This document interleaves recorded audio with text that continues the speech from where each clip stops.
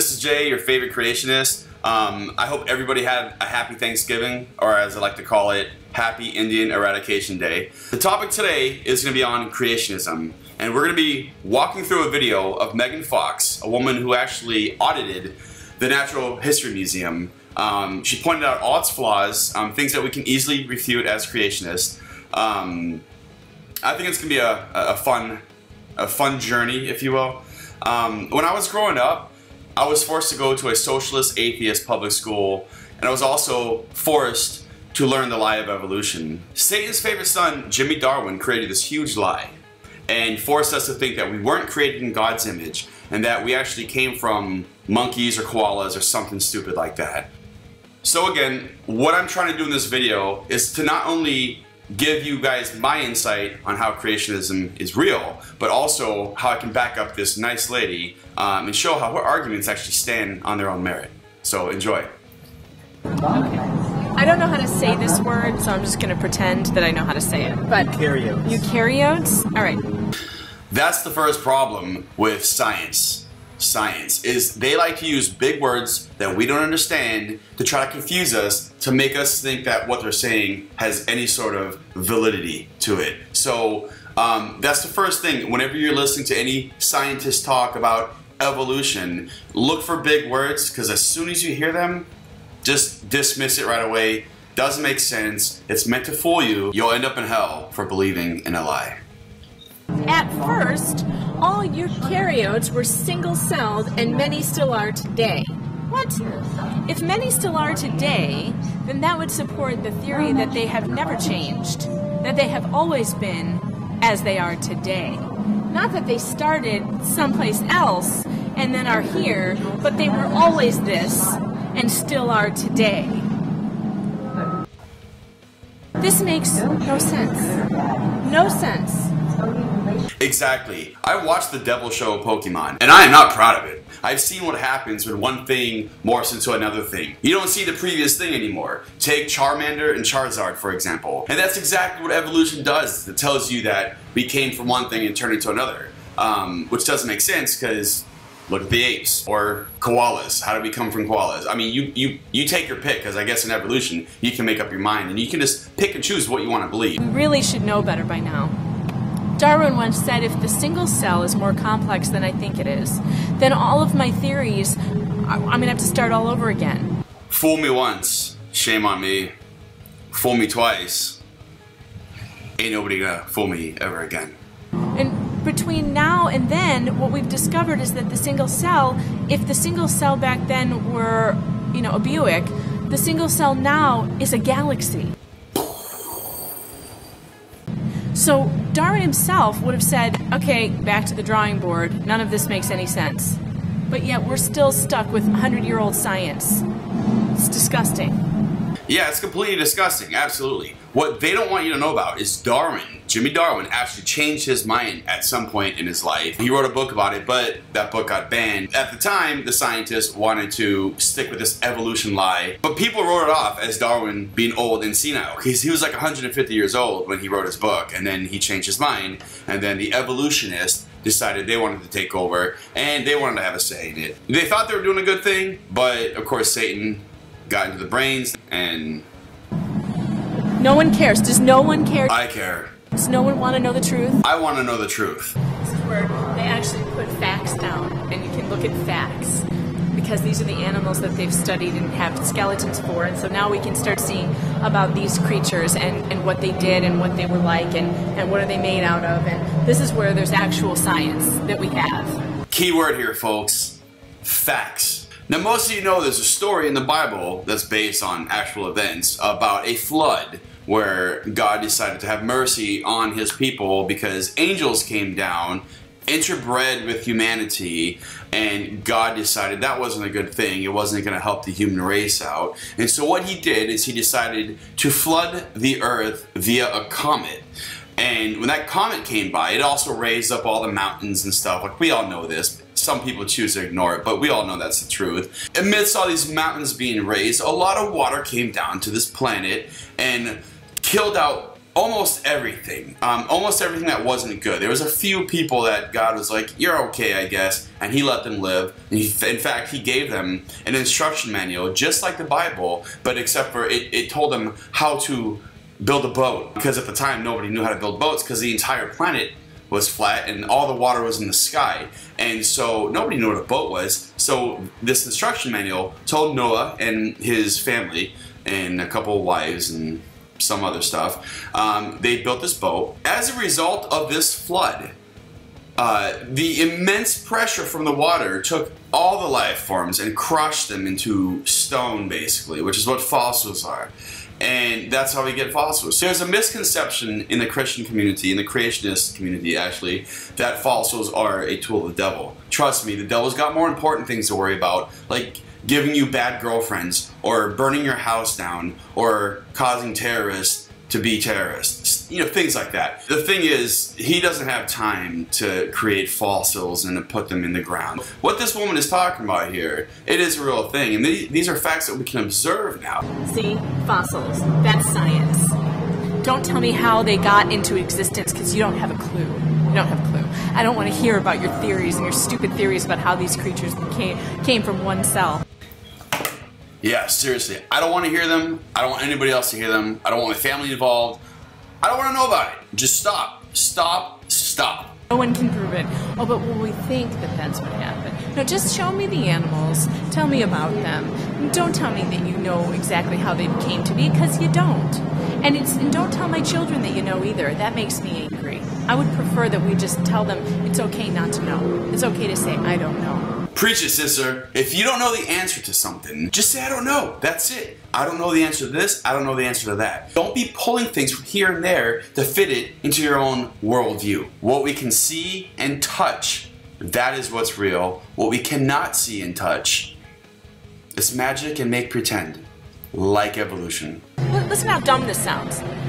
First, the ozone layer formed when oxygen began to accumulate in the Earth's atmosphere, provided protection from the sun's harmful radiation. Only the water had provided this protection before. How do you know this? It's a fairy tale. It's just a fairy tale. Just making it up. But we want the whole scientific community and everybody else is supposed to believe this. Meanwhile, soils had formed. How do you know? How do you know? Exactly. Nobody was there. You know who was there? God. Not Jimmy Darwin, not scientists, not you or me, but God. I'm going to show you a clip here of my favorite scientist and creationist, Ken Ham. He might be able to simplify this better than I can. Put your hand up if you agree dinosaurs went on Noah's Ark. That's great. We might have had Kentucky Fried Dinosaur instead of Kentucky Fried Chicken. Parasaurolophus, Pachycephalosaurus, Struthiomimus, Psittacosaurus, Tanistrophes, Brachiosaurus, Brontosaurus. That was not supposed to happen. Is that a dinosaur? There are probably less than 50 kinds of dinosaurs. Some people have said there could be less than 30 kinds of dinosaurs. Okay, hold on just one more second. God invented the chicken. Were you there? Were you there? Call them up on the telephone and say, excuse me, Mr. TV man, were you there? Let's say it again. Were you? Only way we could know what happened in the past if someone was there to tell us. That's right, dinosaurs live beside people. And of course you'll have an evolutionist who'll say, that's not right, dinosaurs lived millions of years ago. What do you ask? Were you there? No, there's no other explanation here. There's not one other explanation. Not, well, this could have happened, but maybe this happened. Maybe it all happened at once. Maybe it was alien created.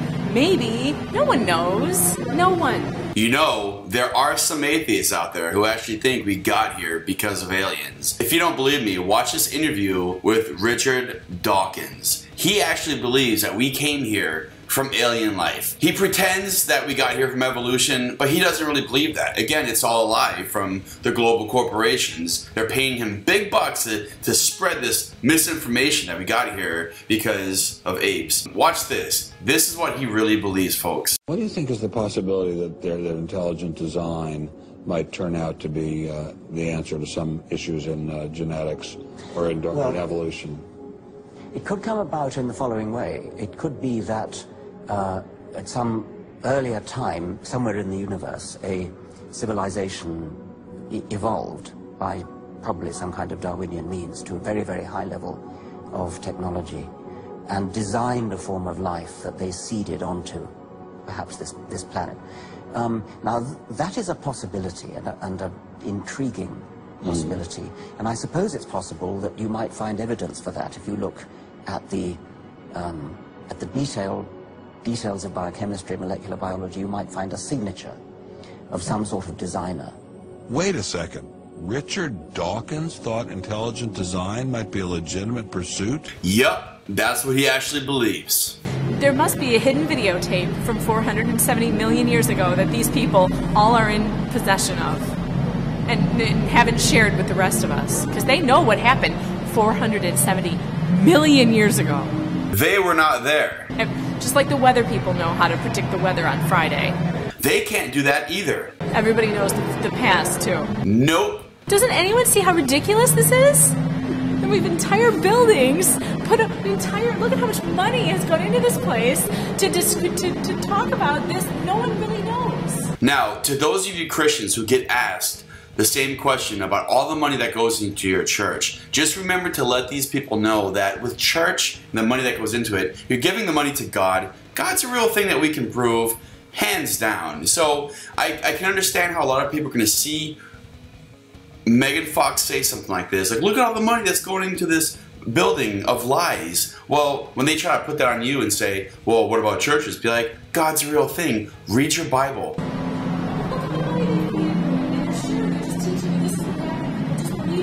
Again, we don't do that. We have the Bible as evidence. This is all just guessing. All of it. There isn't one bit of evidence here, because guess why? There's no missing links. Not all these so-called missing links, not one has been found. That is not a hoax, that is not a joke, that is not somebody's idea of a prank, or someone's idea of trying to get their theories made into laws. I don't know, like the law of gravity? Silly. There is no such thing as a missing link. It doesn't exist. That's why it's called missing. That's why they're missing. We don't have any examples of plants going from one type of plant to another type of plant. All we have are examples of plants that have always been algae, that has always been algae, and horsetails that have always been horsetails, and ferns that have always been ferns, that have never been anything else. To illustrate her point, here's my favorite creationist, intellectual mastermind, and scholar, Ray Comfort. Hold this, Kurt. Behold the atheist's nightmare. Now, if you study a well-made banana, you'll find on the far side there are 3 ridges. On the close side, 2 ridges. If you get your hand ready to grip a banana, you'll find on the far side there are 3 grooves, on the close side 2 grooves. The banana and the hand are perfectly made one for the other. You'll find the maker of the banana, Almighty God, has made it with a non-slip surface. It has outward indicators of inward contents: green, too early; yellow, just right; black, too late. Now, if you go to the top of the banana, you'll find, as with the soda can makers, they placed a tab at the top. So God has placed a tab at the top. When you pull the tab, the contents don't squirt in your face. You'll find the wrapper, which is biodegradable, has perforations. Notice how gracefully it sits over the human hand. Notice it has a point at the top for ease of entry. It's just the right shape for the human mouth. It's chewy, easy to digest, and it's even curved toward the face to make the whole process so much easier. Seriously, Kurt, the whole of creation testifies to the genius of God's creative hand. Ray Comfort, you're the only reason why this country's going to get back on track. Thank you so much for all the hard work that you do. Do you know how complex feet are? And they're quite sexy, too. The human feet are so complex that people who make robots have not been able to replicate feet. They can't make a robot with the same dimensions foot as a human being because it won't stand up. Yes, thank you for pointing this out. There has never been a video ever on the entire internet that shows that a robot has ever been able to stand up on its own. So you can look all you want. I don't buy it. You can find videos. It's like all these other videos, all these other hoax videos that are out there. Robots cannot stand on their own 2 feet. It doesn't work. It just can't work. So are you telling me that it's an accident, just purely accident, fins became these incredibly complex feet? Now, I don't believe that. That's like saying a Coke can does not have a designer. And neither does a rock star can.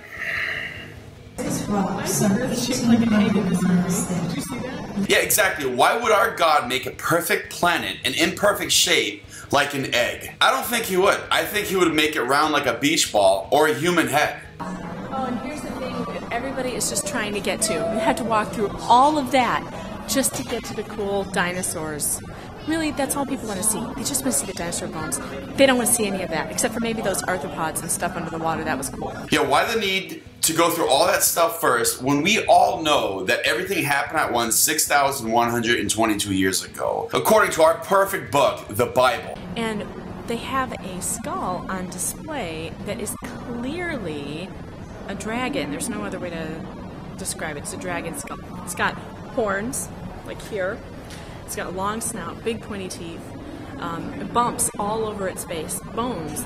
So you can imagine that if skin were stretched over this thing, it clearly looks like the dragons of drawings. And here's another video to support this actual theory that dragons did in fact exist. I'm a doctor. All right. Now here's what I believe happened with the dragons, with the dinosaurs. Well, basically they died out because after the flood, when that great canopy of water came down, there was much less oxygen around. Much less. And this is Time magazine, dated 1987, and they've showed that the oxygen before the flood, which was 4,400 years ago, contained much, much more oxygen. Now here's an 80-foot long Apatosaurus, often called a brontosaurus, and its nostrils are tiny, the size of a pencil, really, because there was so much oxygen. You only had to breathe in and out once a minute, and it would perfuse his whole body with oxygen. But after the flood, serious trouble. That poor old dinosaurs, they had trouble breathing. They lumbered around and they looked blue, I should think, because they were cynos. They couldn't breathe. By the way, they were breathing very fast. And what happens if you breathe in and out very fast through nostrils, which are only as thick as this pencil? Guess what? Your nose catches on fire. Have you ever heard of dragons breathing fire?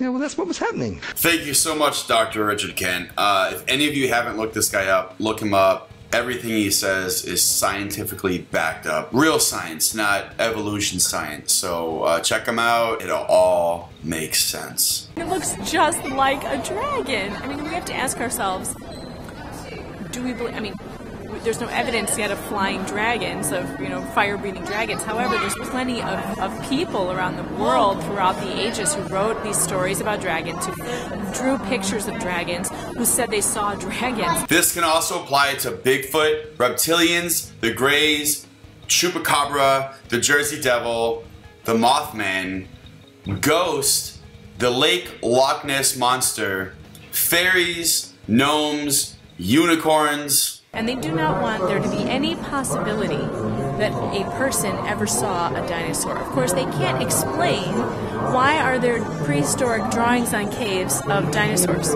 They can't explain that. They don't even want you to know that. If you notice, we have not seen one of those here, have we? We've not seen a cave painting of dinosaurs, but they exist. They exist. And they're clearly dinosaurs, like they're not elephants. They have one of Stegosaurus that has the marks of the what do you call those things? The bones on the back. And here's an image of what she's talking about. You can't make this shit up, people. I will post a link to the website. Okay, they have a cave painting of a brontosaurus with a big long neck. Now, how did they know what dinosaurs look like? Now, to any of my friends that know about this cave painting, the argument against it is that there were drawings around this cave painting, and the space in between looks like a dinosaur, so it's a form of pareidolia. Trust me, the cavemen knew what they were doing. They intentionally put this dinosaur there because they walked with dinosaurs. There's no other explanation. So anytime somebody who claims to be intelligent or a scientist or evolutionist, just let them know this was intentional. It's not pareidolia. Do you know, I did not know that that cave paintings like that existed until like 10 years ago. That's how badly they're trying to cover it up. So they're trying to cover it up so badly that no one knows that they even exist. I did not know that these things existed until about a week ago. Where did you see those cave paintings? In a magazine. It was in Creation magazine. Yeah, Creationist magazines. They're not controlled by scientists who have an agenda. Whenever you hear anything about peer-reviewed journals, these are scientists that are just trying to make money off of the global corporations. So I would automatically dismiss anything that mentions the word peer-reviewed journal. I would go with the Creationist magazine because these are men of God who only have your best interest in heart and they want to save you from hell. Forget all the other crap. This is a fantasy. This is a fantasy, like dragons. Like except dragons aren't a fantasy. But their idea of, oh well, dragons aren't real. No, this isn't real. This is something they've just made up. Scientists agree on 2 key points. And first of all, they don't agree on these points. Not at all. Humans evolved from an ape ancestor. There are plenty of scientists who don't believe that at all. And they evolved through the same unpredictable process as every other living thing. No, scientists don't all agree on either of those things because there are scientists who do not agree with this, who've been studying it their whole lives. Yeah, there are a lot of scientists that do disagree with this hypothesis. I'll name a few. Ken Ham, Ray Comfort, Kirk Cameron, Ken Hovind, Mike Adams, Kevin Sorbo, Chuck Norris, Rush Limbaugh, Bill O'Reilly, Sarah Palin, Michelle Bachmann, Michael Savage, Alex Jones. Frankly, I think the gaps are important.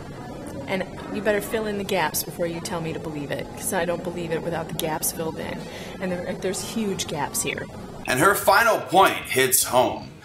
There's a lot more to the clip, but seriously, folks, you need to fill in the gaps. You can't be making stuff up all the time. You can't say we think this or we think that without any empirical evidence. All we have right now is we have a book called the Bible, and we use that as our resource. And unless you have something solid and factual like the Bible, you can't just come in here into our lives and tell us this is how things were. And if you're going to do that, pay attention to what you're doing because you guys contradict yourselves all the time. Quite frankly, we're sick and tired of debating people that just aren't all there. Honestly, believe what you want, but if we're gonna have a debate, just know your information. If you guys watch the Bill Nye versus Ken Ham debate, Ken Ham destroyed Bill Nye, made him look like a little kid. At least be a worthy opponent.